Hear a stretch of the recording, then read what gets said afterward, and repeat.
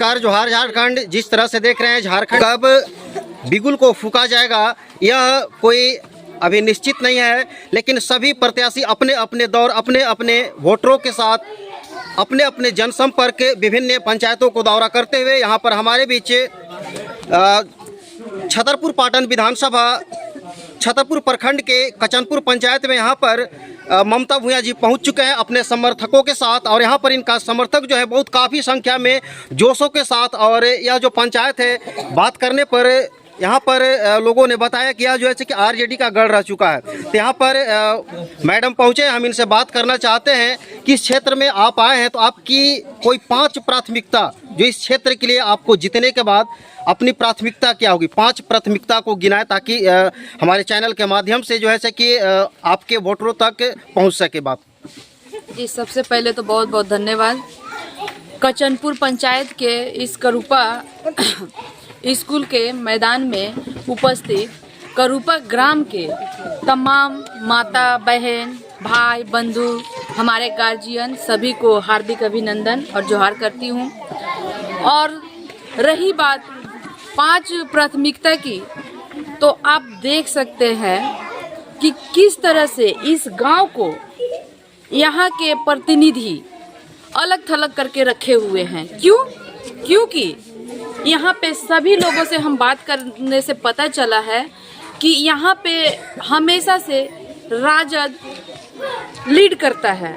इस पंचायत से लीड करने की वजह से इस पंचायत के साथ सौतेला व्यवहार किया जाता है, चाहे वो विधायक महोदय हो चाहे वो संसद महोदय हो, जो कि बहुत ही निंदनीय है और गलत है।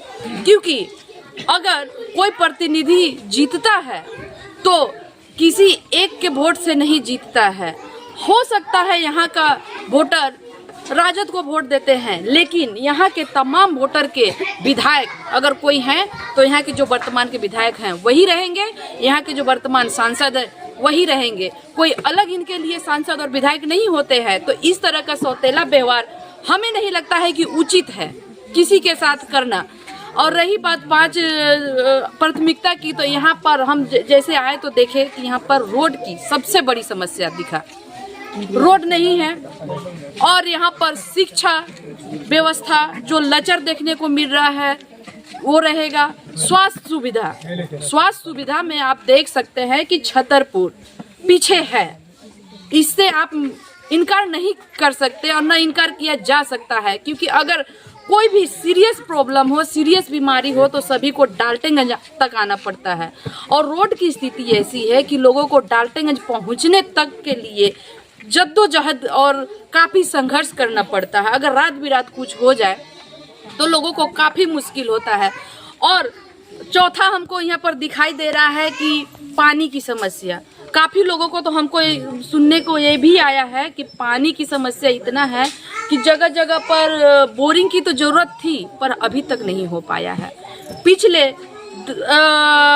10 साल और अभी फिर तीसरा टर्म में यहाँ पर सांसद महोदय बीजेपी के, यहाँ के विधायक बीजेपी के, इसके बावजूद भी यहाँ के जनता को अपने घर से 10 किलोमीटर या 15 किलोमीटर तक आप देखने को देख सकते हैं कि न तो कोई तालाब है और न पानी की व्यवस्था, बोरिंग दिया गया है जिससे खेती बाड़ी, क्योंकि ये जो क्षेत्र है खेती बाड़ी पर काफ़ी निर्भर है। खेती बाड़ी को पटाने के लिए न तो पानी की व्यवस्था है, वो तो दूर की बात, यहाँ तक कि हम तो जगह जगह चापाकल की भी कमी देख रहे हैं। यहाँ के तमाम माताएं बहनों का कहना है कि चापाकल से उनको दूर से ढो करके पानी लाना पड़ता है, तब जाकर के घर में चूल्हा चौका का काम किया जाता है। तो ये काफ़ी दर्दनाक है और महिलाओं का काफ़ी टाइम जो अपने बच्चों को, अपने परिवार को, अपने खेत बाड़ी को दे सकती थी वो पानी ढोने में चला जाता है। इन सारी असुविधाओं से काफ़ी यहाँ की महिलाएं परेशान हैं। और एक जो सबसे बड़ी प्रॉब्लम चल रही है यहाँ पर कि बिजली की ऐसी असुविधा है कि ट्रांसफार्मर उड़ा हुआ है, लोगों से अभी मालूम चला। लेकिन ट्रांसफार्मर के लिए आप लोग वहाँ पे अप्लाई किए थे? किए हैं, लेकिन ट्रांसफार्मर अभी तक यहाँ पर उपलब्ध नहीं कराया गया है। आप एक दिन हम पदाधिकारीगण से पूछना चाहते हैं, एक दिन क्या वो बिना बिजली के इस गर्मी में बिता करके देख सकते हैं? अगर वो एक दिन नहीं रह सकते तो यहाँ के लोग 2 महीना से किस तरह से झेल रहे हैं? किस तरह से यहाँ के लोग, वो भी इस समय जब सबसे ज्यादा खेती बाड़ी के लिए बिजली की जरूरत पड़ती है। अगर बिजली नहीं रहा तो वो लोग पानी कहाँ से पटाएंगे? और ट्रांसफार्मर नहीं है, लेकिन अभी तक कोई कार्रवाई नहीं किया जा रहा है। तो यहाँ पर ऐसी बहुत सारी समस्याएं हैं जिन पर आज तक हमको नहीं लगता है कि यहाँ के जो जनप्रतिनिधि हैं वो एक्शन ले रहे हैं और सौतेला व्यवहार किया जा रहा है। हमको तो यही देखने को मिल रहा है और सभी से बात करके यही समझ में आया है। चलिए, इसमें जितने भी प्रमुखता से आपके द्वारा सहजता से जवाब दिया गया, प्राथमिकता को गिनाया गया, यह सब जो ऐसे कि वाकई में उचित है। शिक्षा से, कृषि से, अस्पताल, जो स्वास्थ्य सुविधा से उठाया गया, लेकिन सवाल यहाँ उठता है कि आरजेडी सुप्रीमो लालू जी के द्वारा जितना भी अभी तक नेता को तैयार किया गया, सबने उन्हें छोड़कर आज दल को बदलकर और ऐसो आराम कर रहे हैं। तो क्या यह प्राथमिकता आज चुनाव है इसलिए आपकी है आरजेडी, या जीतने के बाद या आने वाले भविष्य में आपको अगर यहाँ टिकट नहीं मिलती है तो क्या आप भी दूसरे पार्टी को पल्ले बदल लीजिएगा? जी, आप जो बोल रहे हैं बात सच्चाई है। जो पिछला कुछ सालों से देखने को आपको मिला है उसी पे आपका सवाल था। लेकिन हाँ, ये जो यहाँ के लोग, यहाँ के जैसे जनप्रतिनिधि जिस तरह का अपनाए हैं, उसका हिसाब से आपका सवाल बहुत अच्छा रहा है। लेकिन कुछ इसमें अगर जनप्रतिनिधि का गलती है तो कुछ उनका भी गलती है जिन्होंने उन्हें मजबूर करके खरीदा।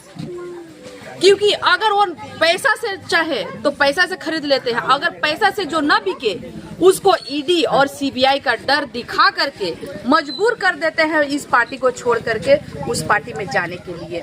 तो जितना अगर गलत नेता पार्टी छोड़ने वाले हैं, उतना ही गलत हम उनको भी मानेंगे जो खुद से जमीन से उठा करके एक नेता नहीं बना सकते। आप ही के माध्यम से हम पूछना चाहते हैं कि एक नेता जो गरीब हो, एकदम दलित समाज से, पिछड़ा समाज से, जिसके पास रहने को घर नहीं, खाने को सुविधा नहीं है, ऐसा एक नेता खड़ा किए हो तो हमको एक नाम आप पूछ करके बता दीजिएगा।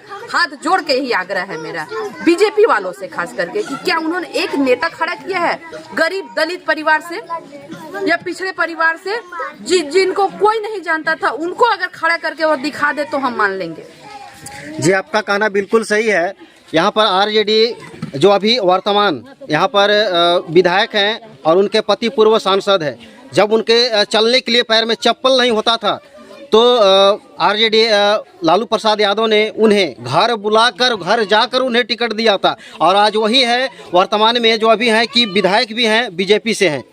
तो इस तरह से यहाँ के वोटरों से, जनताओं से जहाँ जाते हैं यह जो है से कि कहीं ना कहीं से बात निकल जाती है कि आते तो हैं, वादा भी करते हैं, उनके साथ भी हम लोग चले जाते हैं, लेकिन कुछ ऐसा होता है कि हमें भी छोड़कर चले जाते हैं और पैसे पर बिक जाते हैं। तो यह जो है कि यहाँ के लोगों को जो है कि पहले यह चर्चा, आपके आने से यह चर्चा यहाँ भी हो चुकी थी, क्योंकि यह जो गढ़ है आपका, तो पहले से भी कचनपुर जो है कि 65% जो है कि वोट का प्रतिशत रहा है आरजेडी का, और जिस तरह से आपका यहाँ पर अभी रुझान मिल रहा है तो 70+ जाएगा। तो यह जो कहीं ना कहीं भरोसा आरजेडी के साथ है और आरजेडी के साथ साथ आपके छवि पर और आपके चेहरे पर विश्वास की जा रही है। तो यहाँ के लोगों की यह सवाल था, ये मेरे द्वारा सवाल नहीं पूछा जा रहा है। तो हम चाहेंगे कि यहाँ जो भी यहाँ पर आपके साथ जिस तरह से जहाँ भी आप जनसंपर्क कर रहे हैं, आपका जिस तरह से समर्थन मिल रहा है, तो कहीं ना कहीं इस तरह से कार्य हो या ना हो, लेकिन आप जनता के बीच में हैं। एक नए प्रतिनिधित्व जब क्षेत्र का कोई भी करता है तो कठिन होता है, नए चेहरा को लोग दिखना पसंद नहीं करते हैं। लेकिन आपका जो है कि लोकसभा तो दूसरे स्थान पर रहे, किसी न किसी कारण चूक हुआ, लेकिन इस बार जिस तरह से जनता का मूवमेंट दिखा जा रहा है तो निश्चित है कि आपका यहाँ से जो है विधानसभा क्षेत्र नंबर 1 रहेगा। और यहाँ के जो क्षेत्र के जो जनता है विधानसभा आपको भेजने का कार्य करेगी। इतना जनताओं को देखकर हमें उम्मीद लग रहा है, हम एक रिपोर्टर के नाते आपको नहीं बोल रहे। बहुत बहुत धन्यवाद।